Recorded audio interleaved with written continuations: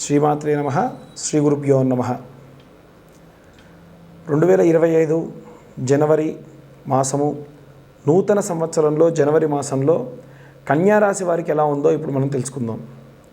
కన్యారాశి వారికి సంబంధించి ఈ మాసము చాలా శ్రేష్టమైనటువంటి మాసంగా మనకు తెలుస్తుంది. ఎన్ని రోజుల నుంచో ఎదురు చూస్తున్నటువంటి ఒక వార్త మీకు మీ చెవున పడుతుంది. దానివల్ల మీరు కాస్త డబ్బు గడిస్తారు. ఏ పని కోసమైతే ఎదురు చూస్తున్నారో పనులు అవుతాయి. ఏది ఇల్లు అయితే మీరు కొనాలనుకుంటున్నారో ఆ ఇల్లు కొంటారు. లేదా ఏ భూమి అయితే అమ్మాలనుకుంటున్నారో ఆ భూమి అమ్ముతారు. ఏ వస్తువు అయితే మీ యొక్క బాగా ప్రియమైన వారు అడిగారో వాటిని మీరు కొనివ్వగలుగుతారు. చూడండి, ఇవన్నీ కూడా పాజిటివ్ కదా. ఇవన్నీ కూడా ఎప్పుడు వస్తాయనంటే మీరు ఆ భగవంతుణ్ణి నిత్యము పాదాలు పట్టుకొని ఉండాలి. అదేంటండి మళ్ళీ ఎంజాయ్ చేయమంటారు, అన్ని లాభాలు జరుగుతాయంటారు, మళ్ళీ ఏంటండి అంటే నిజం. మీ యొక్క సహోదరుల నుండి కూడా మంచి ఆప్యాయత, అనురాగాలు, ఆడపిల్ల పెళ్ళై అత్తగారింటికి వెళ్ళినా పుట్టింటి మీద ఉన్నటువంటి ప్రేమ చాలా ఉంటుంది. కాబట్టి సోదరుల నుంచి మంచి ఆప్యాయమైనటువంటి వాతావరణము, వస్తువులు కొనేయడం జరుగుతూ ఉంటుంది ఈ మాసంలో. కాబట్టి గృహిణులందరికీ కూడా ఆనందకరమే. విద్యార్థుల విషయానికి వస్తే కనుక మీరు ఎగ్జామ్కి ప్రిపేర్ అయ్యేటప్పుడు ఎవరైతే మీకు సలహా ఇస్తే బాగుండు, ఏ టీచర్ అయితే మీతో బాగా అసలు ఈ విషయాల గురించి చెబితే బాగుండు అనుకుంటారో వాళ్ళు దగ్గర ఉండి మీకు అన్ని రకాలైనటువంటి రెమెడీస్ చెప్పడము. ఇక ప్రత్యేకంగా ఈ యొక్క ఉద్యోగస్తుల విషయానికి వస్తే కనుక ఎప్పటి నుంచో చూస్తున్నటువంటి ప్రమోషన్ రావడము, ఎప్పటి నుంచో మీరు అడుగుతున్న జీతాన్ని పెంచడము, ఎప్పటి నుంచో మీరు ఎదురు చూస్తున్నటువంటి ఒక పనిలో కీలకమైనటువంటి మార్పులు చేకూరి మీకు ప్రమోషన్ రావడము అన్నీ కూడా జరుగుతున్నాయి. వాస్తవానికి 1, 2, 3 వారాల్లో బాగుంది, ఆఖరి వారం బాగాలేదు అని చెప్పాలి. కానీ ఇక్కడ చూసుకున్నట్టయితే ఆఖరి వారంలో కూడా 2-3 రోజులు మాత్రమే అంత శ్రేయస్కరం కాదు. మంగళవారం ఒకటి బాగాలేదు ఆఖరి వారంలో, అలాగే శుక్రవారం బాగాలేదు. ఈ 2 వారాలు వినా మిగిలిన అన్ని రోజులు కూడా చాలా అద్భుతంగా ఉన్నాయి. దాంట్లో ఎటువంటి సందేహం లేదు.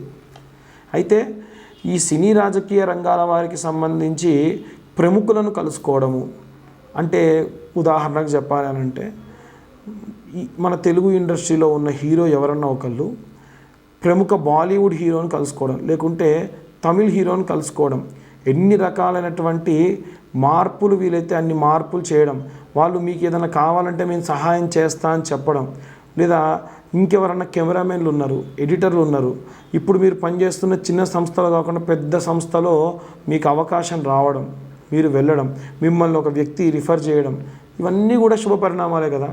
కాబట్టి రాజకీయ రంగాల్లో కూడా చూసినట్టయితే ప్రతిపక్షానికి ఉన్నటువంటి అధికార పార్టీకి మధ్య కూడా మంచి సానుకూల్యమైనటువంటి వాతావరణం ఉండడం, మంచి పనులలో వారిని కూడా పిలవడం, కాస్త ధనార్జన పెరగడం, ఇవన్నీ కూడా జరుగుతూ ఉన్నాయి. అయితే మనకి బుధాదిత్య యోగం జరగడం వల్ల, బుధుడిలోకి సూర్యుడి యొక్క సంచారం జరగడం వల్ల ఎలాంటి ప్రతిఫలాలు ఉంటాయి, ఎలాంటి ప్రతికూల ఫలితాలు ఉంటాయి, దానికి ఎలాంటి రెమెడీస్ పాటించాలి, ఎలాంటి రెమెడీస్ పాటిస్తే ఎలాంటి మంచి జరుగుతుందో ఇప్పుడు మనం తెలుసుకుందాం. ఇప్పుడు నేను చెప్పే వీడియో 12 రాశులకి 12 రాశులకి కూడా ఎండింగ్లో వేసుకోండి. 2025 నూతన ఆంగ్ల సంవత్సరం జనవరి మాసం నందు బుధాదిత్య యోగం రానుంది. ఈ బుధాదిత్య యోగము అంటే బుధుడు సూర్యుడు కలిసి ఉండడం వల్ల మన 12 రాశులకి, ఈ ఒక్క రాశి వారికి కాకుండా 12 రాశుల వారికి కూడా చాలా అనుకూలంగా ఉండబోతుందని మనం చెప్పవచ్చు. అయితే సాధారణంగా తెలిసినంత వరకు ప్రతి ఒక్క జ్యోతిష్యులు చెప్పేది ఏమిటంటే ఒక 4 రాశుల వారికి బాగుంది, సింహరాశికి, అలాగే కన్యారాశికి, తులారాశి వారికి, వృశ్చిక రాశి వారికి బాగుంది, ఇతరత్ర ఇంకెవరికి కూడా అంత యోగదాయకం కాదు అంటూ ఉన్నారు. కానీ అలా కాదు. యోగం ఉన్న సమయంలో మనం దానికి తగ్గటువంటి పూజాది క్రతువులు, చిన్న మార్పులు, చిన్న రెమెడీస్ చేసుకోవడం వల్ల అత్యుత్తమమైనటువంటి ఫలితాలు మీరు పొందవచ్చు. అయితే ఏమేం చేయాలి, ఎలాంటి ప్రతిఫలాలు పొందొచ్చు అంటే, విద్యార్థులు కానీ, గృహిణులు కానీ, వ్యాపారస్తులు కానీ, ఉద్యోగస్తులు కానీ, ఏదైనా సరే కార్మిక రంగంలో ఉన్నటువంటి వారు కానీ, లేదా ఎవరైనా సరే సినీ రాజకీయ రంగాల్లో ఉన్నవారు కానీ, విదేశాలకు ప్రయాణం అవ్వాలనుకుంటున్న వాళ్ళు, విదేశాల్లో ఉద్యోగం చేయాలనుకుంటున్న వాళ్ళు, విదేశాల్లో చదువుకోవాలనుకునేటువంటి వాళ్ళు, కోర్టు కేసులతో ఇబ్బంది పడుతున్న వాళ్ళు, ఎవరైనా సరే ఈ బుధాదిత్య యోగాన్ని సఫలీకృతం చేసుకోవచ్చు. ఎలా చేసుకోవాలండి అంటే చాలా చాలా చాలా ఉత్తమమైనటువంటి మార్గం ఏమిటి అంటే ఆరాధన పూర్వకంగా చేసేటువంటి మార్గము. దీంట్లో విద్యార్థులందరూ కూడా చేయవలసింది ఏమిటి అంటే దత్తాత్రేయ స్వామి వారి యొక్క మంత్రాన్ని పఠనం చేయండి. అంటే దత్తాత్రేయ స్వామి వారి మంత్రం ఏమిటంటే దిగంబరాయ విద్మహే పాంచజన్యాయ ధీమహి తన్నో దత్త ప్రచోదయాత్. ఏ మంత్రం అండి అంటే దిగంబరాయ విద్మహే పాంచజన్యాయ ధీమహి తన్నో దత్త ప్రచోదయాత్ అనేటువంటి మంత్రాన్ని విద్యార్థులందరూ కూడా పఠనం చేయండి.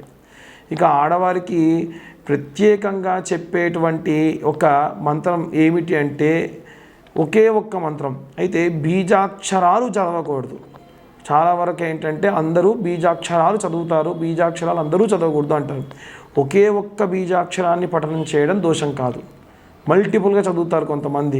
ఉదాహరణకు క్లాం, ఓం, క్రాం, క్రీం, క్రౌం సహా క్లీం, హ్రీం, శ్రీం ఇలా 3-4 అక్షరాలు బీజాక్షరాలు కలిపి చదవడం అనేటువంటిది కొంతమందే చేయాలి. కొన్ని నియమనిష్టలు ఉన్నాయి. ఆడవాళ్ళు బహిష్టైనటువంటి సమయంలో కాకుండా ఇతరత్ర ఎప్పుడైనా సరే ఈ మంత్రం కేవలం ఒకే ఒక్క అక్షరం ఓం క్లీం కార్యే నమః,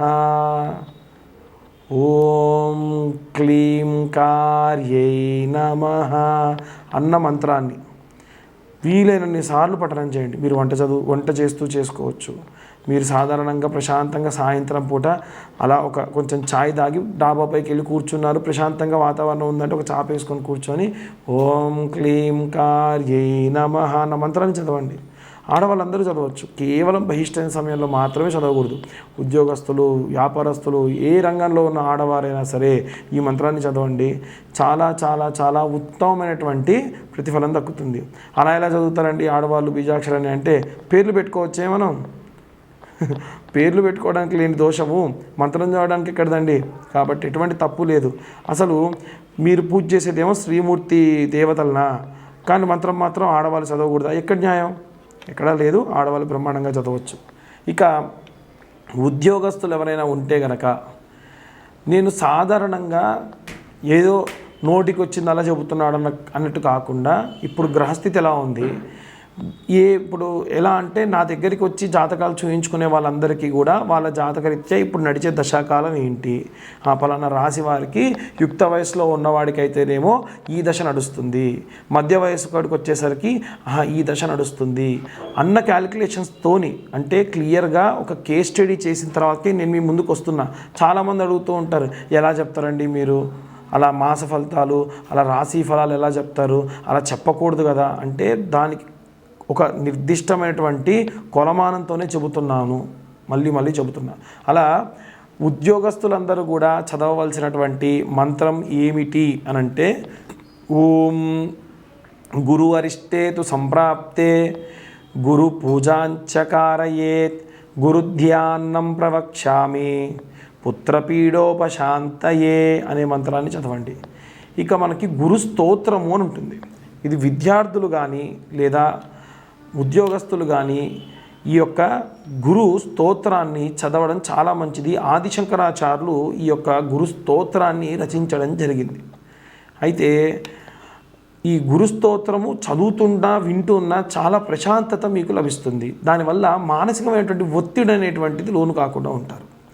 వ్యాపారస్తులు ఎవరైనా సరే ఉన్నత వ్యాపారాభివృద్ధి జరగాలి అంటే ప్రారంభించిన ప్రతిరోజు అది ఏ వ్యాపారమైనా, చిన్న పచారీ కొట్టు దగ్గర నుంచి పెద్ద ఇండస్ట్రియలిస్ట్ అయినా సరే ఎన్నో రకాలైనటువంటి శౌచములతోని మన దగ్గరికి జనాలు వస్తూ ఉంటారు. కాబట్టి వ్యాపారస్తులందరూ కూడా ప్రప్రథమంగా చేయవలసింది ఏంటి, అశౌచములు అంటనటువంటి దేవీ దేవతలు ఎవరైనా ఉన్నారు అనంటే కాలభైరవుడు, ఆంజనేయ స్వామి మాత్రమే.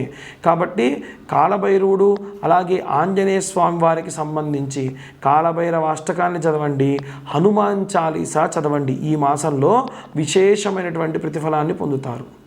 ఇంకా కొంతమంది ఆంజనేయ స్వామి దండకం చేస్తామండి, లేదు మేము ఒకవేళ ఇంకా రాముల వారికి సంబంధించినటువంటి మంత్రాలు చదువుతా, ఏమైనా చదువుకోండి. శ్రీరామ రామ రామేతి రమే రామే మనోరమే సహస్రనామ తత్తుల్యం రామనామవరానని సాయంత్రం పూట మీ వ్యాపారం జరిగే చోట చదివితే, ఎత్ర ఎత్ర రఘునాథ కీర్తనం తత్ర తత్ర కృతమస్తకాంజలిం బాష్పవారి పరిపూర్ణలోచనం మారుతిం తమతరాక్షసాంతకం. ఎక్కడెక్కడ రామనామం ఉంటే అక్కడ ఆంజనేయ స్వామి వారు కూర్చొని మీ వ్యాపారానికి ఉన్నటువంటి ఈ యొక్క గ్రహస్థితులకు సంబంధించినటువంటి దోషములు కానీ ఏవైనా దృష్టి దోషములు ఉంటే పోగొడతారు. ఇక ప్రత్యేకంగా రాజకీయ సినీ రంగాల వారు బాగా ఆలోచించండి. సినీ రంగాల వారు కానీ, మీడియా వాళ్ళు కానీ, రాజకీయ సినీ రంగాల వారు కానీ ఎన్నో చోట్లకు వెళ్ళాలి. ఒక చోట షూటింగ్ ఉందంటే వెళ్ళాలి. వారికి కానటువంటి పనికి సంబంధించి వారికి కానటువంటి క్యారెక్టర్ని వేసుకోవాలి. రాజకీయాల్లో ఉన్నవారు కూడా అంతే కదూ, వారికి రిలేషన్ ఉందా లేదా అని తేడా లేకుండా ప్రజలందరి దగ్గరికి కూడా వెళ్ళి వారి యొక్క బాగోగులు కనుక్కోవాలి. పూర్వం రాజులు కూడా ఈ రకమైనటువంటివే చేసేవాళ్ళు. ఏమిటంటే దుర్గా కవచము అని ఉంటుందండి. ఈ దుర్గా కవచాన్ని రోజు మీరు మంత్రంగా పెట్టుకొని వినడము అలాగే చదవడం చేయండి.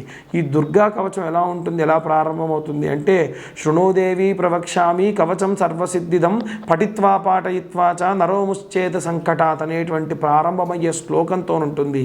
ఈ కవచాన్ని చదివి రోజు కూడా మీరు బయటికి వెళ్ళేప్పుడు ఒక రుద్రాక్షకు సంబంధించినటువంటి ఇలా ఏదైనా బ్యాండ్ కానీ, లేకుంటే ఏదో ఒక కంకణం, ఒక దారంతో ఉన్న కంకణాన్ని కట్టుకోండి.